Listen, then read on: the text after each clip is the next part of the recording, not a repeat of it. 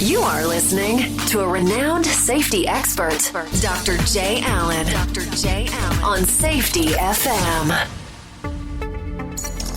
This episode of the broadcast and the podcast is brought to you by Safety Focus Moment.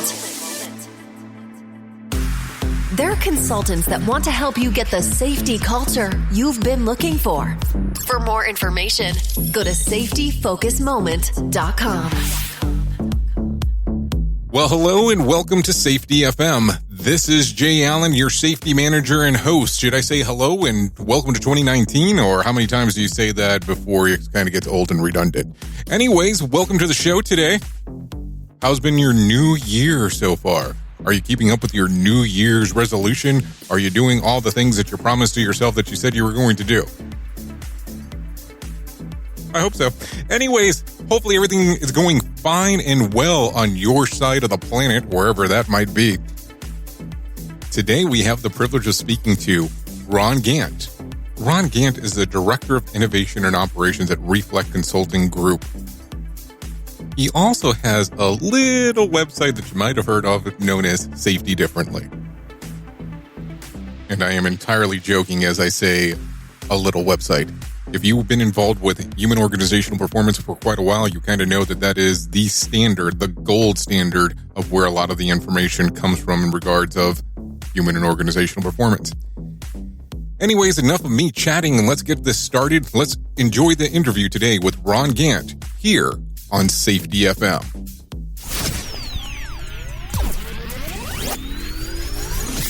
You are listening to a renowned safety expert, Dr. Jay Allen, on Safety FM.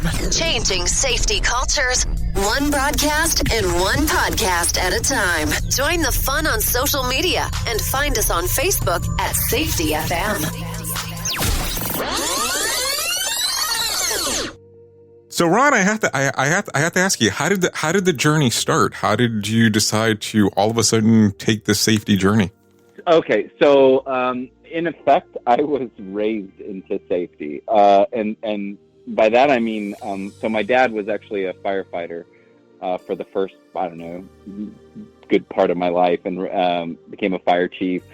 My mom worked kind of for both fire departments and police departments as like a community service officer, which that's the most important part because she had to do like community events and things like that, and she needed someone to dress like Smokey the Bear or Sparky the Fire Dog, and that would be me.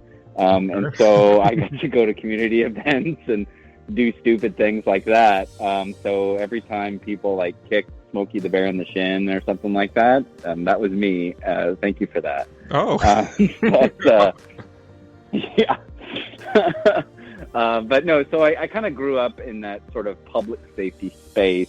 But when I was in middle school, my dad retired as a fire chief and started a company, consulting company, where he did safety training, primarily compliance-based training.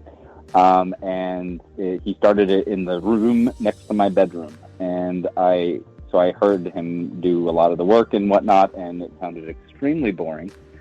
And I swore I'd never join the company. And then in 2001, I was in a bit of a desperate situation because I was trying to be a musician, and I came off of a tour flat broke, and I needed a job. And so I asked my dad for a temporary job while I got on my feet. And here I am 17 years later. So that's the long story of how I got into safety. I kind of fell in love with it along the way. Not all of it, but aspects of it. And so the things I'm doing now, I love. So that's interesting because essentially it sounds like a love-hate relationship. You started out by essentially not really wanting to be involved with it, but kind of forced to some extent. At least that's how it comes across. And then all of a sudden now you've fallen in love with it. So now we're 17 years into the journey. And I'm sure at this point you've seen so many different things. I mean, I can see that you're really digging deep into some of the background of some of the research we're able to do on you in regards to just really being involved with safety and even looking at it from the psychology point of view. So what made you fall in love with this? So I So, I mean, I think really the first part of my career in safety, when I was directly working for safety, working on my dad's company, I was doing mainly compliance things, and that's where, some of the hatred and the boringness came about. But at some point, I got involved in some projects where, we had clients asking us to move beyond compliance, and I was able to be involved in those projects in a helping role, and it got me interested in thinking about, hey, there's more to this story. At the same time, I also realized that, probably getting a degree or so would be useful. And so I, in addition to kind of completing a degree in safety, I also got a degree in psychology because that was somewhat interesting in my undergrad. And so in the process of kind of looking at safety beyond compliance while also learning about psychology, I was able to make connections that made it far more interesting, starting to see that, wow, this safety is not a technical profession, it's a human profession. And it's fundamentally about how people relate to work, how people relate to the thing they're trying to do, and how they relate to each other. And once I realized that, like, a whole new world opened up for me. And I just find it continually fascinating. And how long do you figure it took you to get to that particular point? So you all of a sudden were getting involved, and then you notice this is more of a human to human point of view in regards of doing this. So at what point during your career do you go, boom, this is it? It was about 10 years in. So it took me quite a while. 10 years in is when I finished my psychology degree, and I was like, man, this is so interesting. And so I started diving in more and more and more into that side of it, reading pretty much anything I can get my hands on. And then I went and got my master degree and ran into a few more authors like Todd, who you've had on the podcast. That sort of expanded that horizon. So it took a while for me to get there, but once I got there, it took. Well, I'll have to say, I kind of see you a little bit of everywhere. I've seen you on the ASSP website. Of course, that was a few weeks ago. I've seen you on safetydifferently.com. So so you all of a sudden have this change and you go, this is what I want to go with. So how all of a sudden do you start getting into these groups of really talking to these large audience in regards of human organizational performance? It makes it sound like I'm like, where's Waldo? You didn't mean it that way at all. Where's Rondo? We might end up listing the episode that way now that you put it that way. Where's Rondo? Yeah, I love it. No. So my father, he was speaking at a number of conferences pretty regularly, primarily like the ASSP, used to be ASSE conferences, well before I was interested in it.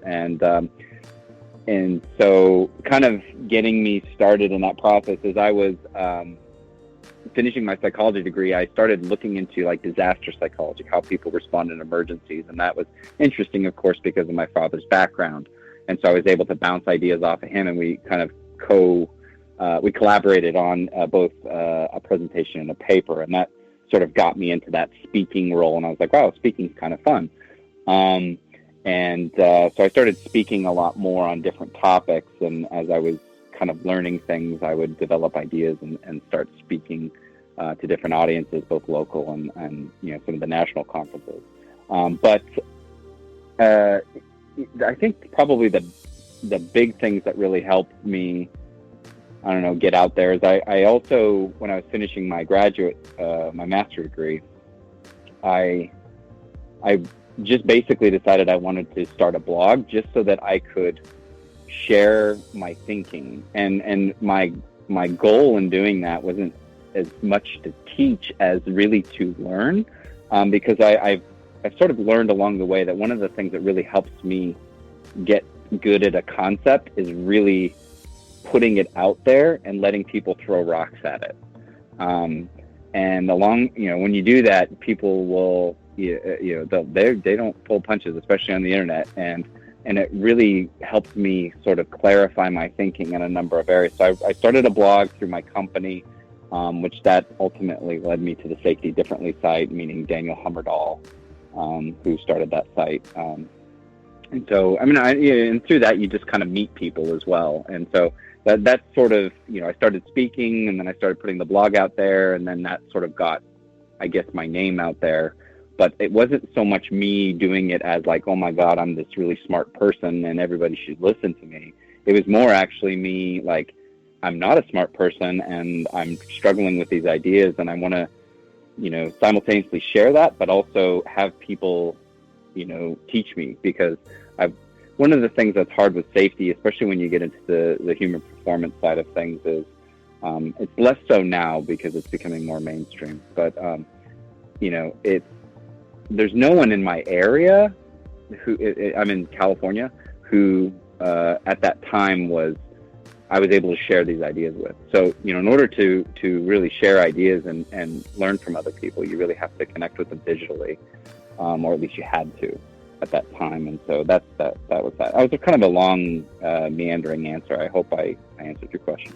Oh, you did answer it. So when you say that you were there kind of on let's say your own island there, what time frame are we looking at? Are we talking 4, 5, 10 years ago?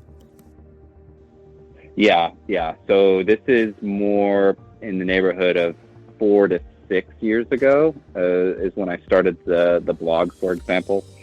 And I mean, certainly there was people talking about these things, but it wasn't nearly as caught on in that moment. Like, this was pre-Todd's podcast and, pre your podcast, pretty much every safety podcast. There wasn't really many at the time, and a few blog posts and whatnot, but there really wasn't much, and there wasn't really anyone in the area that I knew of who was thinking the same way I was. So once you start actually writing your blog, how many people are contacting you going, you might be off your rocker. I don't know if these concepts are really going to work. So what I did then, I took the blog, I posted it on like LinkedIn and stuff like that. And a lot of people, typically you'd get there was a few people who are just the regular, who would at some point it seemed like they were seeking me out, and whenever they find a blog post by Ron, they would just try to throw as many rocks as humanly possible at it. And I actually really enjoyed that, because it's like having your own ready-made devil's advocate. And it wasn't that many people who were like that. You'd have, I don't know, probably 2 or 3 people who just always just really, I could count on to respond to every single post I ever made. But then there was also, the random people who would come in and, just give their opinions and ideas. And, some of them were, I'm trying to say this without sounding mean, but, they weren't really interested in having a discussion. They just wanted to drop their idea and tell me that I was wrong and then move on. But then there was other people who were actually very, very kind with their time and really interested in wrestling with the ideas with me. And that, I think in the first group, the people who were, I don't know, maybe some people might call them trolls, and then the people who were genuinely interested in wrestling with the ideas, those people were probably the most helpful to me, which sounds kind of weird, but... No, I mean, it's really good, because the thing is that you're right there in a medium that's much different, because in a blog, you want to see what the responses are going to be. And something where I'm kind of sitting at, I'm always told, don't listen to what the critics say. Don't pay attention. Don't read the comments. But what you're doing is entirely different, because you're putting out a concept, a theory, and you're saying, okay, this is what I think. What do you agree or disagree with? And all of a sudden, you're kind of opening the floodgates at the same time. So it has to be interesting on the interaction. I would imagine the first time doing it has to be like, okay, what's going to happen? And boom. But I mean, take a look at where you're at now and listen. I mean, look at the blogs that you're putting out. Take a look at where you're at. I mean, let's just be realistic. People are coming to listen to you. People are coming to read these blogs. And I'll tell you, the blogs that you have on Safety Differently, I'm always kind of impressed when they actually pop up, in regards to just the information that you have on there and just some of the concepts that you're coming up with. So it's almost kind of one of those strange questions on how do you come up with some of these ideas? I mean, it's just, are you kind of putting it through the lab scenario, or does it just kind of go, this is what I'm thinking, and I'm just going to release it short bit at a time. Well, yeah. So, I mean, I must say that I'm standing on the shoulders of giants, of course. And I think I've heard that a couple times. Yeah. There's some really, really smart people who are out there who are wrestling with these ideas. I mean, some of them decades before any of us heard about them. But I think one of the things that I am pretty good at is being able to bring ideas together very quickly. And so a lot of the ideas that I share in my posts are really just me reflecting on what I've been reading, what I've been seeing out there, what I see people talking about, and then combining it with my experiences dealing with clients in different industries and whatnot. And from there saying, okay, here's how I see this working in real life, and here's what I see doesn't work in real life. And so kind of being able to bring that together, I think is a value. I don't want to say that I'm necessarily, one of the trailblazers in this sort of space, but I like to think that I'm able to translate some of the ideas into a more practical way of thinking. Now, some people have criticized me for the opposite, being a bit too academic, and I understand that for sure. No, I think I can't say that I'm necessarily, the trailblazing. It's mostly just me taking ideas, building off of them in a way that makes sense to me, and then finding a way to explain them to other people. Because like I said, in the process of explaining, I find that I am able to conceptualize things better for myself as well as help others maybe. I think you're being very humble. I would say that you are a trailblazer, even if you're taking other people's idea and kind of really just breaking it down for other people. And there are some academics out there that want to have a better understanding of it, and there's some people that want to have, a clear understanding of it. So you do a combination of both. So I think you're really doing a good service for all of us across the board.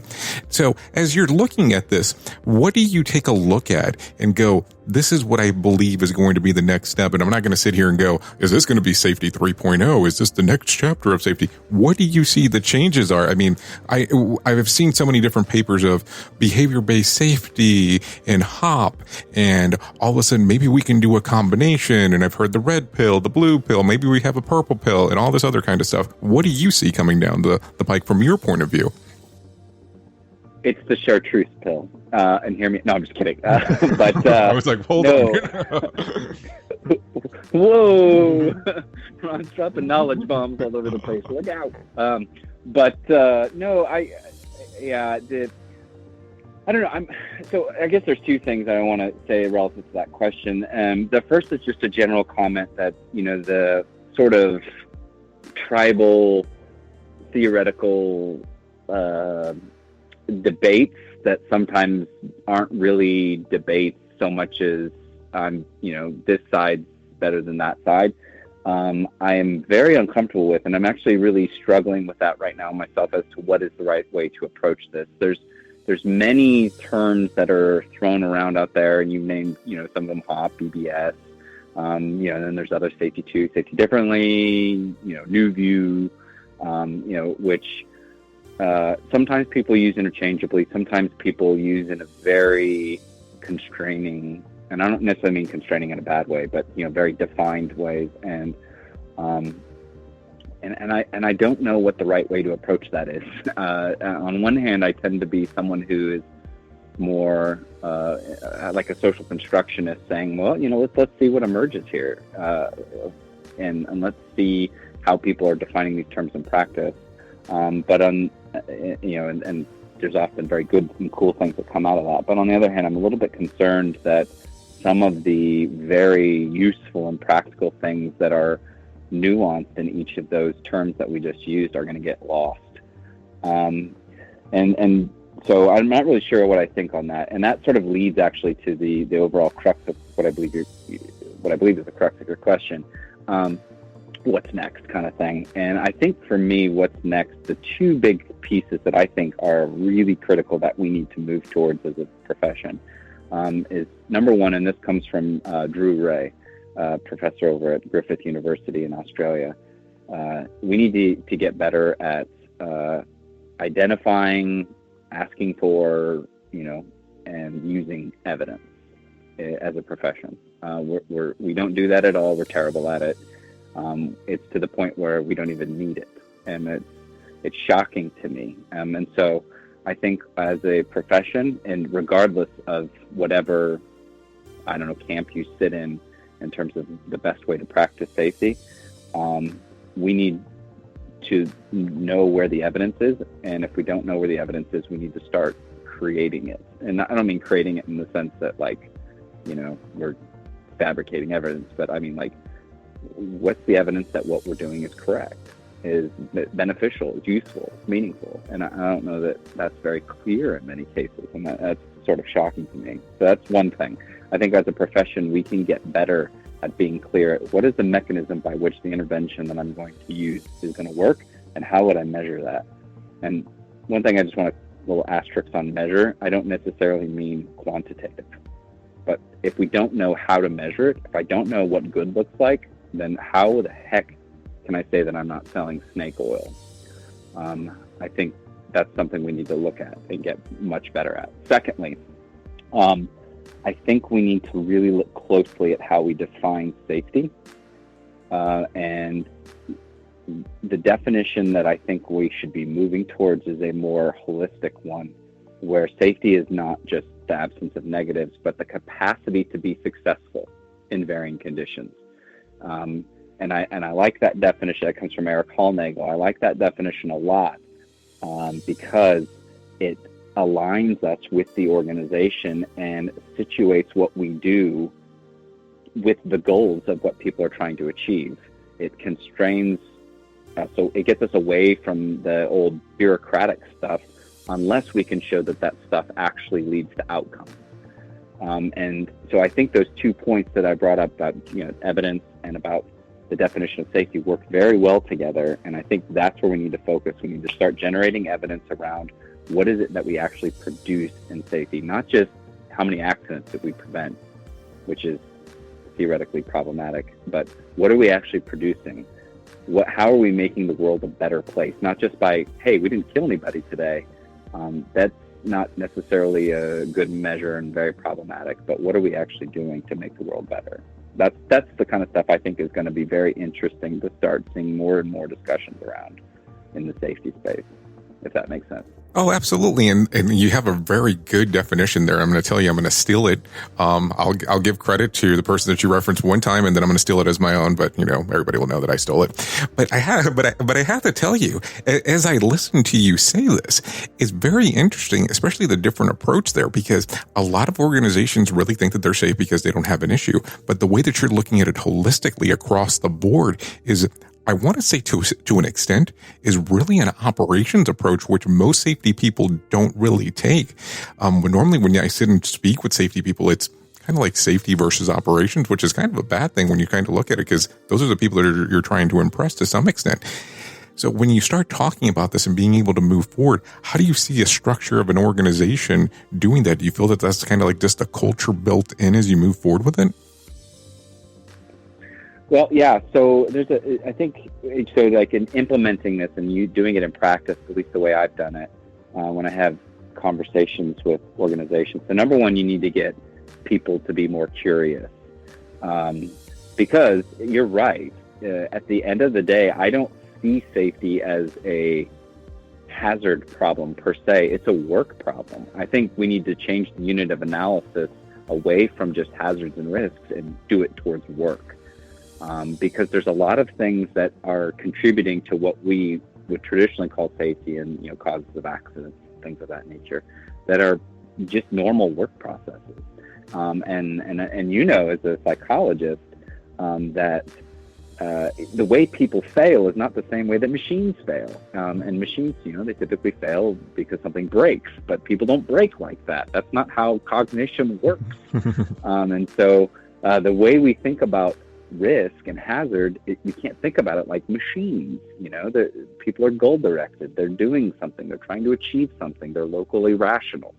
And so we need to to start getting people more curious about what's actually happening. So with the safety people, you start to, when they point out whatever the problem is, whether it's, it's a management system failure or it's an unsafe act or something of that nature, I try to get them to say, okay, but yeah, that's a label that we're applying to it, but what's actually happening? If we took the label away, if you couldn't describe it as that, how would you describe it?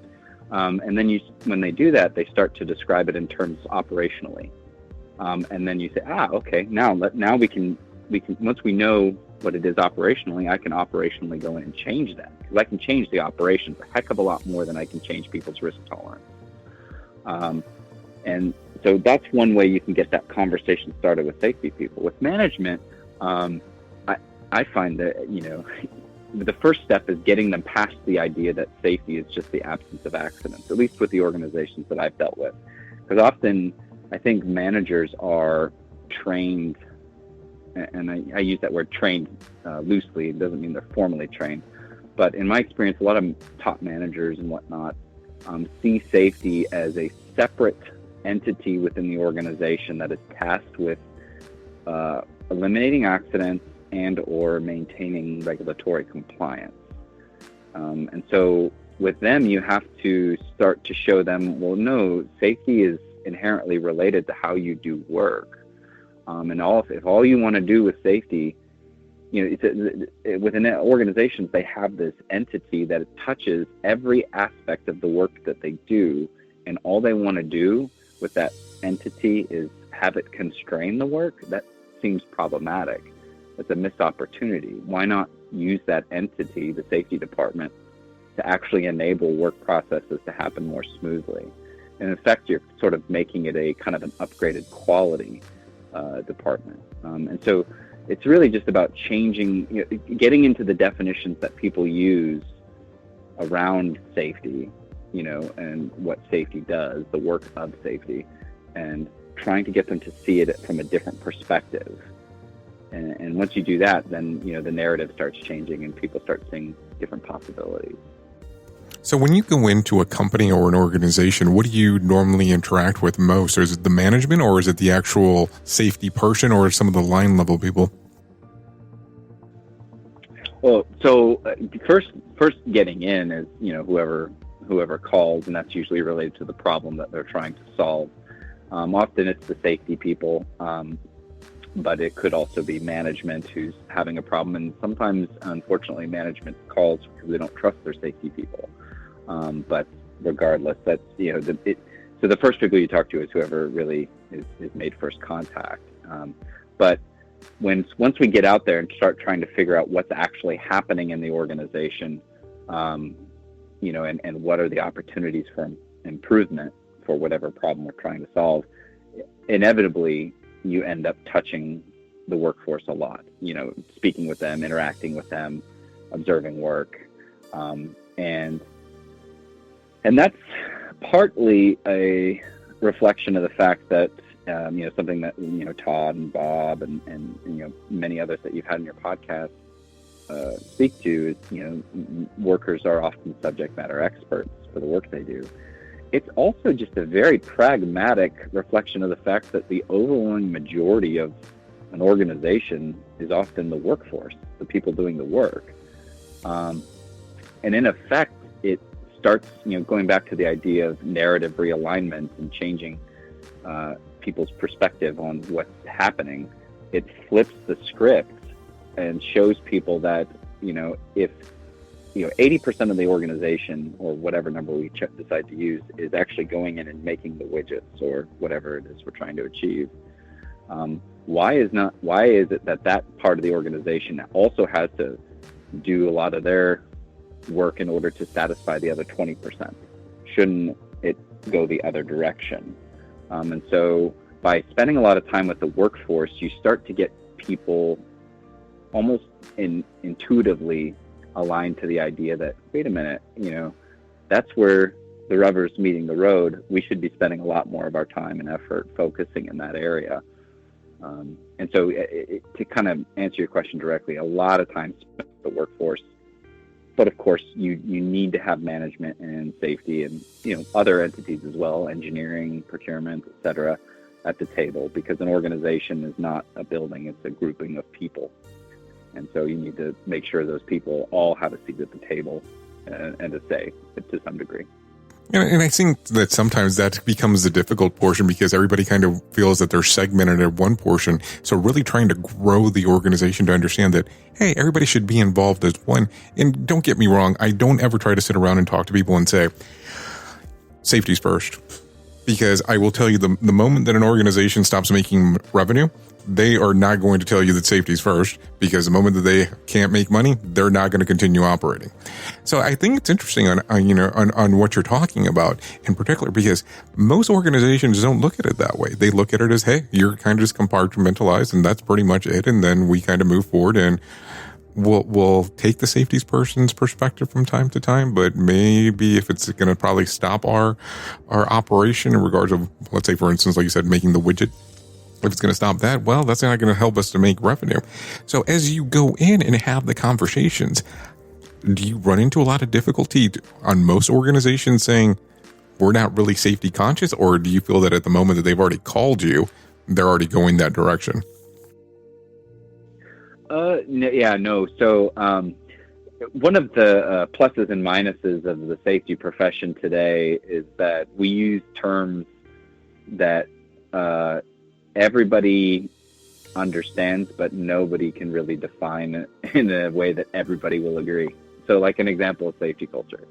And the reason I'm saying this is you'll get a call and they'll say, hey, we want to build a safety culture.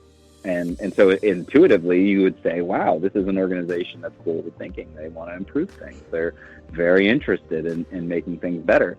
But once you get down and actually define what they mean by safety culture, it could become something completely different. It just could be like, well, actually, we want our people to shut up and do their jobs and to follow the procedures. And so it's, wow, that's very different than what most people define safety culture. That's fine. So it's not necessarily the case that every organization that calls me or my organization is very interested in caring about safety per se. Sometimes they're very interested in caring about the metric that they use to measure safety, whether that's number of accidents or some variation thereof. So just in answering that question, I totally forgot your the main question. I don't know. It's perfect. No, it's perfectly fine. It's really just having an understanding that if most of the organizations are already kind of safety focused or safety conscious when they actually make the phone call towards you. And if you're running into, some of those similar issues, or where they're compartmentalizing, better saying, some of the, the different segments of the organization. Yeah. No, and that's a really, really critical question, actually. Because that, good job. So you pat yourself on the back. I'm doing it right now.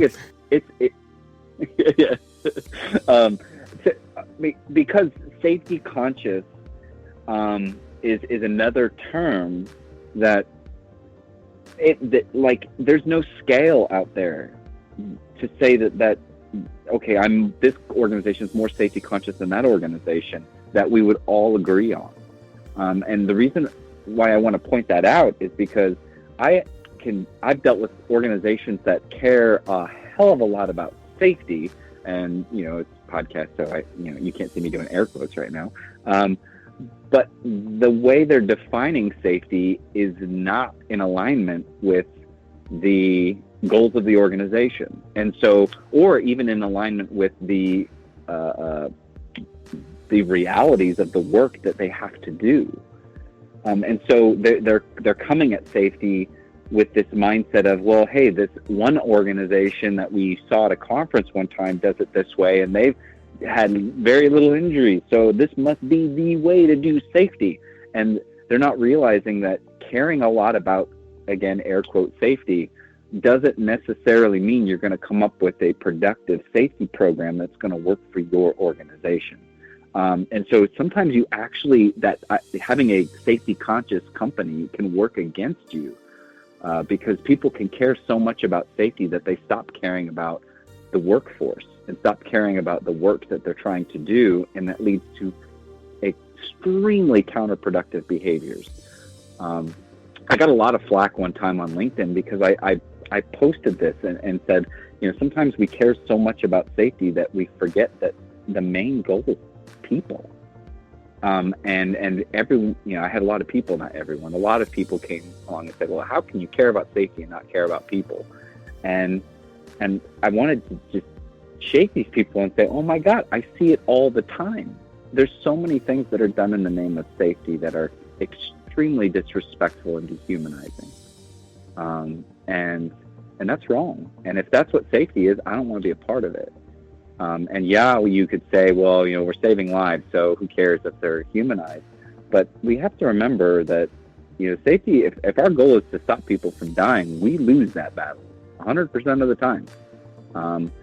So if safety is about preventing all injuries and all death and all that, I think we need to expand our horizon and start asking different questions. So getting an organization to be safety conscious, to me, is about getting them to understand the operational realities of their organization and what the needs are of their workforce in order to meet those operational realities.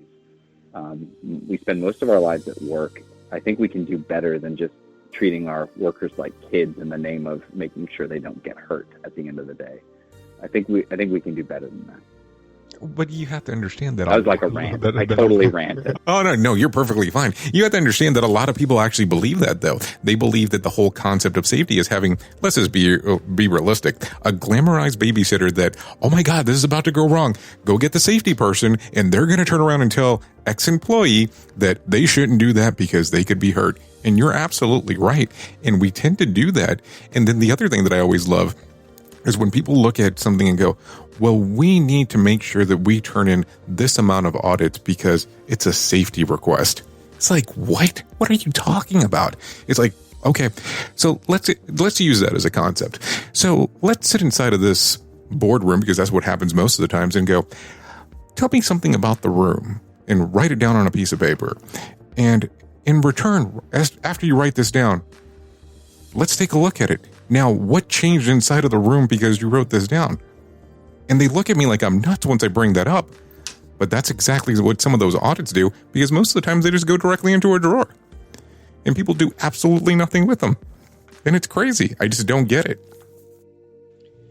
Yeah, I love that analogy, or that exercise. Because I see that all the time. I'll have organizations say, like JSAs, job safety analysis. We need everybody to sign the JSA to show that they've read the JSA, and it just boggles my mind. It's like, and then they get in trouble if they don't sign it.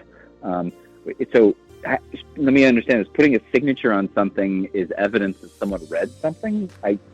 How is that evidence? I tongue in cheek do this. I can prove to you that that's not true. Watch this. I'm going to not read this JSA and I'm going to sign it. It's just, they do it. And, of course, they don't really like me when I do that. But you're so right that we get this idea that we get these rituals of verification is a term that I think it was a sociologist. I can't remember the name who used that term. And I think it's so appropriate way of describing it. It's more of a ritual than it is an actual operational enabler, something that helps us do what we're trying to do. And so the idea that I need to always double check, I heard one safety person say it this way: I'm going to protect you from you in spite of you. That idea, it's not only dehumanizing and completely disrespectful, it's also often nonsensical and completely non-pragmatic. Often the things that are done in the name of paternalistic safety, where, I have to be the babysitter, are completely counterproductive. They're a waste of time. They add nothing to the safety of work.